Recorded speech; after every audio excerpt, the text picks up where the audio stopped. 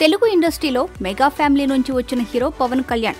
Megastar Chiranjeevi తర్వాత అంత గొప్ప ఫ్యాన్ ఫాలోయింగ్ సంపాదించిన పవన్ కళ్యాణ్ గత సార్వత్రిక ఎన్నికల సమయంలో జనసేన పార్టీ స్థాపించి ప్రజా సమస్యలపై పోరాటం చేస్తున్నారు.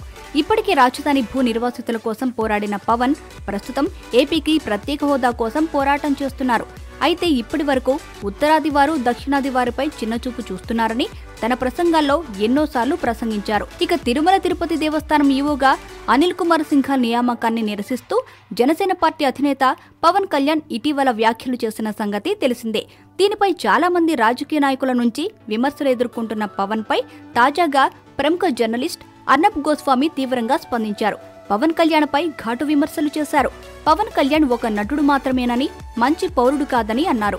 పవన్ కళ్యాణ్ స్వప్రయోజనాల నిమిత్తం దేశ ప్రజలను రెండుగా చీల్చుతున్నారని, పవన్ చర్యకు సిగ్గుపడాలని విమర్శలు చేశారు.